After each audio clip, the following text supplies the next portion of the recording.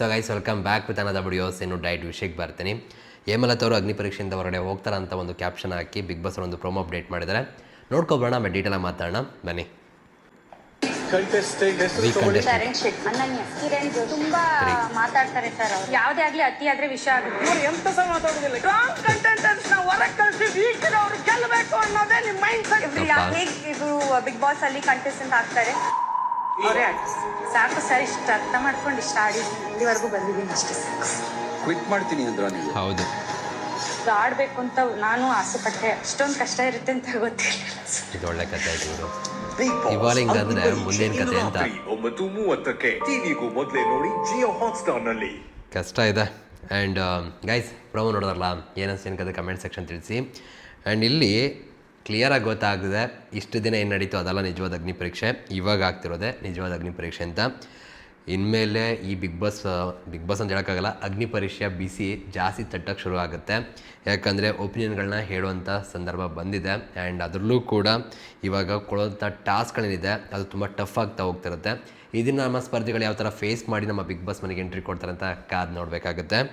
And ಇವಾಗ ನಿಮ್ಮೆಲ್ಲರೂ ಕೂಡ ಗೊತ್ತಿರೋ ಹಾಗೆ 4 ಜನ ಜಡ್ಜ್ಗಳು. ಸೊ ಅವ್ರ ಸೆಲೆಕ್ಷನ್ ಪ್ರಕಾರ ಒಂದೊಂದು ಸ್ಟಾರ್ ಕಂಟೆಸ್ಟೆಂಟ್ ಇದ್ದರು, ಒಬ್ಬರನ್ನ ತೊಗೊಂಡಿದ್ರು. ಸೊ ಅವರು ಸ್ಟಾರ್ ಕಂಟೆಸ್ಟೆಂಟ್ಗಳೇನಿದ್ದಾರೆ ಅವ್ರಗಳ ಸೆಲೆಕ್ಷನ್ ಮುಖಾಂತರ ಇವಾಗ ನೋಡಿರ್ಬೋದು ತುಂಬ ಜನ ಟಾಸ್ಕ್ಗಳನ್ನ ಆಡಿ ಅವರಲ್ಲಿ ಒಂದಿಷ್ಟು ಜನ ಇವ್ರು ನಮಗೆ ಬೇಕು ಅಂತ ಹೇಳಿ ತಗೊಂಡಂಥದ್ರಲ್ಲಿ ಟೀಮ್ ಆಗಿದೆ. ಸೊ ಇವಾಗ ಹೇಮಲತ್ ಅವ್ರು ಏನಿದ್ದಾರೆ ಅವರು ಸ್ಟಾರ್ ಕಂಟೆಸ್ಟೆಂಟ್ ಆಗಿದ್ದರು, ನಿಮ್ಗೆ ಗೊತ್ತಿರೋ ಹಾಗೆ. ಸೊ ಅವರ ಒಂದು ಟೀಮಲ್ಲಿ ಕಿರಣ್ ಶಾಸ್ತ್ರಿ, ಅನನ್ಯ ರಾವು, ಸಹನಾ ಶಿವಣ್ಣ ಅವರು, ಕುಮಾರಿ ಮತ್ತು ಚರಣ್ ಶೆಟ್ಟಿ ಇಷ್ಟು ಜನ ಇದ್ದರು. ಆ್ಯಂಡ್ ಇವಾಗ ಇವ್ರುಗಳೇ ತಮ್ಮ ಟೀಮ್ಗೆ ಇವ್ರು ಬೇಕು ಅಂತ ತಗೊಂಡ್ರು, ಓಕೆನಾ. ಬಟ್ ಇವಾಗ ಅವ್ರ ಟೀಮಲ್ಲಿರುವಂಥವ್ರಲ್ಲೇ ಒಂದು ವೀಕ್ ಕಂಟೆಸ್ಟೆಂಟ್ ಅದು ಸೆಲೆಕ್ಟ್ ಮಾಡುವಂಥ ಒಂದು ಟಾಸ್ಕ್ನ ಕೊಟ್ಟಿದ್ದಾರೆ. ಸೊ ಇದು ತುಂಬ ಕಷ್ಟ, ಯಾಕಂದರೆ ಆಪೋಸಿಟ್ ಇರುವಂಥ ವ್ಯಕ್ತಿಗಳನ್ನ ಸೆಲೆಕ್ಟ್ ಮಾಡೋದು ತುಂಬ ಈಸಿ ಟೀಮಲ್ಲಿ ಇದ್ದವ್ರನ್ನ, ಓಕೆನಾ. ಇವ್ರು ವೀಕು ಇವ್ರು ಸ್ಟ್ರಾಂಗ್ ಅಂತ ಹೇಳೋದು ಈಸಿ, ಓಕೆನಾ. ಆದರೆ ತಮ್ಮ ಟೀಮಲ್ಲೇ ವೀಕ್ ಇರೋವಂಥ ಸೆಲೆಕ್ಟ್ ಮಾಡಬೇಕು ಅಂತ ಬಂದಾಗ ತುಂಬ ಕಷ್ಟ ಆಗುತ್ತೆ. ಯಾಕಂದರೆ ಇವ್ರು ಬೇಕು ಅಂತ ತಗೊಂಡಿದ್ದಾರೆ ಅಂದರೆ ಅವ್ರು ಸ್ಟ್ರಾಂಗ್ ಅಂತ ತಾನೆ. ಅಂಥದ್ರಲ್ಲಿ ಈ ಥರ ಒಂದು ಸಿಚುವೇಶನ್ ಬಂತು ಅಂದರೆ ಅದನ್ನು ಯಾವ ಥರ ಫೇಸ್ ಮಾಡಿ ನಿಂತ್ಕೋತಾರೆ ಅನ್ನೋದು ಇವಾಗ ಅವರ ಪರ್ಸೆಂಟಿನ ತೋರಿಸುತ್ತೆ. ಇಲ್ಲಿ ಏನಾದ್ರು ವೀಕ್ ಆದರು ಅಂದರೆ ತುಂಬ ಕಷ್ಟ ಆಗುತ್ತೆ. ಅದೇ ಆಗ್ತಾಯಿದೆ ಅಂತ ಕೂಡ ಹೇಳ್ಬೋದು. ಜೊತೆಗೆ ನಿಮಗೆ ಇನ್ನೊಂದು ವಿಷಯ ಏನಪ್ಪ ಅಂದರೆ ಇಲ್ಲಿರುವಂಥ ಪ್ರತಿಯೊಬ್ಬ ಸ್ಪರ್ಧಿಗಳಿಗೂ ಕೂಡ ಒಂದಿಷ್ಟು ಕೋಪ ಅನ್ನೋದಿರುತ್ತೆ, ತೋರಿಸ್ಕೊಂಡಿರೋದಿಲ್ಲ. ಹೀಗೋನೋದು ಅರ್ಟ್ ಆಗಿದ್ರೆ ಯಾವ ಥರ ರಿಯಾಕ್ಟ್ ಮಾಡ್ತಾರೆ ಅಂದರೆ ಎಲ್ಲ ಅವ್ರ ಪರ್ಸೆಂಟಿಗಳನ್ನ ಇವಾಗ ಆಚೆ ಹಾಕುವಂಥ ಒಂದು ಅಗ್ನಿ ಪರೀಕ್ಷೆ ಶುರುವಾಗಿದೆ ಅಂತಲೇ ಹೇಳ್ಬೋದು. ಆ್ಯಂಡ್ ಜೊತೆಗೆ ಇಲ್ಲಿ ನೀವು ಅಬ್ಸರ್ವ್ ಮಾಡಿ, ಯಾವುದೇ ಸ್ಪರ್ಧಿಗೆ ಒಂದು ಸ್ಟ್ರಾಂಗ್ ಕಂಟೆಸ್ಟೆಂಟ್ ಅಂತ ಹೇಳಿದ ತಕ್ಷಣ ಖುಷಿ ಪಡ್ತಾನೆ. ಅದೇ ವೀಕ್ ಕಂಟೆಸ್ಟೆಂಟ್ ಅಂತ ಬಂದಾಗ ಅದನ್ನು ಅಕ್ಸೆಪ್ಟ್ ಮಾಡಲ್ಲ, ಅದಕ್ಕೆ ತಕ್ಕಂತೆ ಉತ್ತರ ಕೊಡೋಕ್ಕೆ ಶುರು ಮಾಡ್ತಾನೆ ಅಥವಾ ಮಾತಾಡ್ತಾನೆ. ಆ ಮಾತುಗಳನ್ನ ನಾವು ಕೌಂಟರ್ ಮಾಡಬೇಕು ಅಂದರೆ ನಮ್ಮ ಹತ್ರ ವ್ಯಾಲಿಡ್ ಪಾಯಿಂಟ್ಗಳು ಇರಬೇಕಾಗುತ್ತೆ. ಆಪೋಸಿಟ್ ಇರುವಂಥ ವ್ಯಕ್ತಿಗಳು ಅಷ್ಟೇ. ಸೊ ಇಲ್ಲಿ ವ್ಯಾಲಿಡ್ ಪಾಯಿಂಟ್ ಇಟ್ಕೊಂಡು ಯಾರು ಮಾತಾಡ್ತಾರೆ ಅವ್ರಿಗೆ ಜಯ ಸಿಗೋದ್ರಲ್ಲಿ ಎರಡನೇ ಮಾತೇ ಇಲ್ಲ.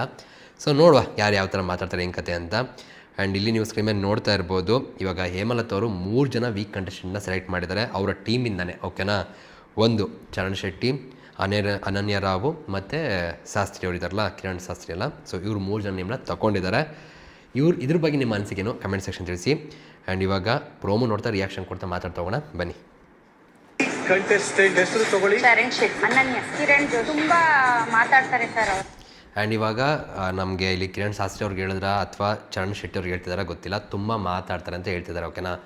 ಇವಾಗ ನಿಮ್ಗೆ ಅನ್ಸುತ್ತಾ ಗೈಸ್ ತುಂಬ ಮಾತಾಡೋದು ತಪ್ಪು ಅಂತ ಹೇಳಿ? ಯಾವುದೇ ಆಗಲಿ ಅತಿ ಆದರೆ ವಿಷ ಆಗುತ್ತೆ.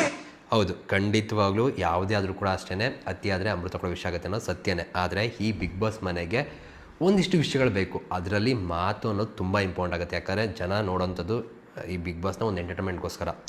ಒಂದು ಪರ್ಸೆಂಟ್ ಇಷ್ಟ ಆಗಬೇಕು ಅಂದರೆ ಅವ್ರ ಮಾತುಗಳಿಂದನೇ ಸಾಧ್ಯ. ಸುಮ್ಮನೆ ಸೈಲೆಂಟ್ ಆಗಿದ್ರೆ ಅರ್ಥನೇ ಆಗಲ್ಲ, ಮತ್ತು ನಮಗೆ ಅವ್ರು ಬೇಕು ಅಂತಲೂ ಅನಿಸಲ್ಲ. ಸೊ ಹಾಗಾಗಿ ಇಲ್ಲಿ ಈ ಬಿಗ್ ಬಾಸ್ ಮೇಲೆ ಯಾವ ಥರ ಮಾತಾಡ್ತಾರೆ ಅನ್ನೋದು ತುಂಬ ಇಂಪಾರ್ಟೆಂಟ್ ಆಗುತ್ತೆ. ಬಟ್ ಇಲ್ಲಿ ನಮ್ಮ ಹೇಮಲತ್ ಅವ್ರಿಗೆ ಆ ಮಾತು ಇರಿಟೇಷನ್ ಆಗಿದೆ ಅಂತ ಅನಿಸುತ್ತೆ. ಬಟ್ ಇಲ್ಲಿ ವ್ಯಾಲಿಡ್ ಪಾಯಿಂಟ್ ಕೂಡ ಇದೆ. ಅಂದರೆ ಅತಿಯಾದರೆ ಅಮೃತಗಳು ವಿಷಯ ಆಗುತ್ತೆ ಅನ್ನೋದು ಏನು ಪಾಯಿಂಟ್ ಇದೆ ಸರಿನೇ. ಆದರೆ ಅತಿಯಾಗಿ ಮಾತಾಡ್ತಿದ್ದಾರೆ, ಅದು ನಮ್ಗೆ ಇರಿಟೇಷನ್ ಆಗ್ತಿದೆ ಅಂದರೆ ಓಕೆ. ಬಟ್ ಅದಕ್ಕೆ ಒಂದು ವ್ಯಾಲಿಡ್ ಪಾಯಿಂಟ್ ಇಟ್ಕೊಂಡು ಮಾತಾಡಬೇಕಾಗುತ್ತೆ, ಎಲ್ಲೇ ಅವ್ರಿಗೆ ಇರಿಟೇಷನ್ ಆಯಿತು ಏನು ಕತೆ ಅಂತ. ಜೊತೆಗೆ ಇಲ್ಲಿ ಕೌಂಟರ್ ಕೊಡಬೇಕಾದ್ರೆ ಆಪೋಸಿಟ್ ಇರುವಂಥ ವ್ಯಕ್ತಿಗಳು ಏನಕ್ಕೆ ನಾವು ವೀಕಲ್ ಅಂತ ವಾದ ಮಾಡಬೇಕಾಗುತ್ತೆ, ಓಕೆನಾ. ಸೊ ಅವಾಗ ಅವ್ರುಗಳು ಕೂಡ ಯಾವ ಥರ ವ್ಯಾಲಿಡ್ ಪಾಯಿಂಟ್ ಇಟ್ಕೊಂಡು ಮಾತಾಡ್ತಾರೆ ಕೂಡ ತುಂಬ ಇಂಪಾರ್ಟೆಂಟ್ ಆಗುತ್ತೆ. ವೆಯ್ಟ್ ಮಾಡಿ ನೋಡೋಣ. ಆ್ಯಂಡ್ ಇದನ್ನು ಚರಣ್ ಶೆಟ್ಟಿ ಅವ್ರಿಗೆ ಹೇಳಿದ್ದಾರೆ ಆಗಿರ ಅತಿಯಾಗಿ ಮಾತಾಡ್ತಾರೆ ಅಂತ. ನನಗೂ ಕೂಡ ಚರಣ್ ಶೆಟ್ಟಿ ಅವರೇನು ತುಂಬ ಮಾತಾಡ್ತಾರೆ ಅಂತ ಅನಿಸಿಲ್ಲ. ಫನ್ನಿ ಆಗಿದ್ದಾರೆ, ಒಂದು ಕ್ಯಾರೆಕ್ಟರ್ ನೋಡಿದಾಗ ಫನ್ನಿ ಆಗಿದೆ. ಬಟ್ ತುಂಬ ಮಾತಾಡ್ತಿದ್ದಾರಾ ನಿಮ್ಗೆ ಅನಿಸ್ತದೆ ಗೈಸ್ ಹೇಳಿ ನೋಡುವ.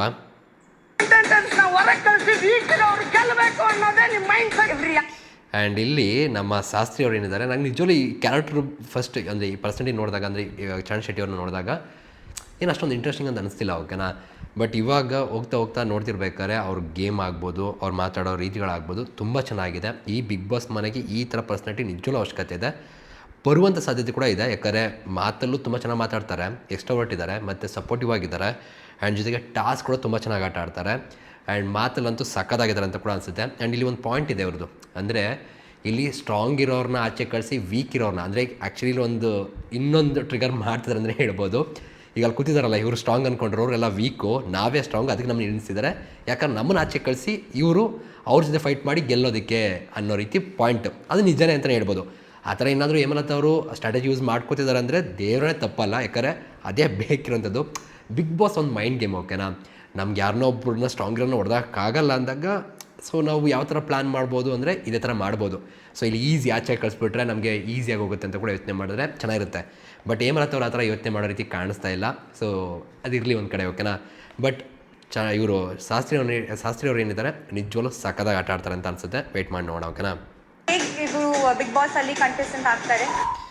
ಇದು ಹೇಗೆ ಏನು ಪಾಯಿಂಟ್ ಅಂತ ಗೊತ್ತಿಲ್ಲ, ನೋಡೋಣ ಎಪಿಸೋಡಲ್ಲಿ.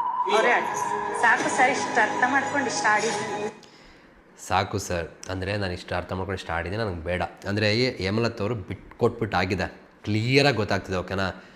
ಬಟ್ ಇಷ್ಟೊಂದು ವೀಕ್ ಆಗಿಬಿಟ್ರೆ ಬಿಗ್ ಬಾಸ್ ಮನೆಗೆ ಹೋಗ್ಬಿಟ್ಟು ಏನು ಮಾಡ್ತಾರೆ ಅಂತ ನಂಗಂತೂ ಅರ್ಥ ಆಗ್ತಿಲ್ಲ, ಓಕೆನಾ. ಆ್ಯಂಡ್ ಇವ್ರನ್ನ ಅದೇನು ನೋಡಿ ಹಂಗಾರೆ ಸೆಲೆಕ್ಟ್ ಮಾಡೋಣ ನಮ್ಮ ಸ್ಪರ್ಧಿಗಳು, ನಮ್ಮ ಜಡ್ಜ್ಗಳಂದ್ರೂ ಗೊತ್ತಾಗಲ್ಲ. ಒಂದು ಪ್ರಶ್ನೆ ಬಂದೇ ಬರುತ್ತೆ, ಓಕೆನಾ. ಒಂದು ಎಂಟರ್ಟೈನಿಂಗ್ ಕ್ಯಾರೆಕ್ಟರ್ ಅಂತಲೇ ಹೇಳ್ಬೋದು. ತುಂಬ ಚೆನ್ನಾಗಿ ಟ್ಯಾಲೆಂಟ್ ಇದೆ.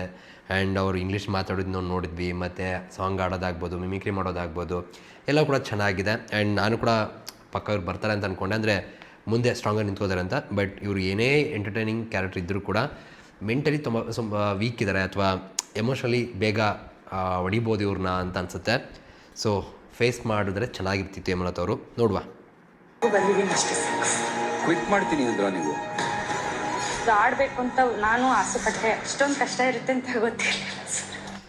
ಇವರು ಜಸ್ಟ್ ಒಂದು ಸೆಗ್ಮೆಂಟ್ ಅಥವಾ ಒಂದು ಇದು ಅಷ್ಟೇ, ಒಂದು ಒಪಿನಿಯನ್ ಹೇಳೋಂಥದ್ದು. ವೀಕ್ ಕಂಟೆಸ್ಟೆಂಟ್ ಯಾರು ಅಂತ ತಮ್ಗನ್ಸಿಂದ ಹೇಳೋದು, ಓಕೆನಾ. ಇದಕ್ಕೆ ಇಷ್ಟೊಂದು ವೀಕ್ ಆಗಿಬಿಟ್ರು ಅಂದರೆ ಮುಂದೆ ಏನು ಕತೆ ಅಂತ ನನಗಂತೂ ಅರ್ಥ ಆಗ್ತಿಲ್ಲ.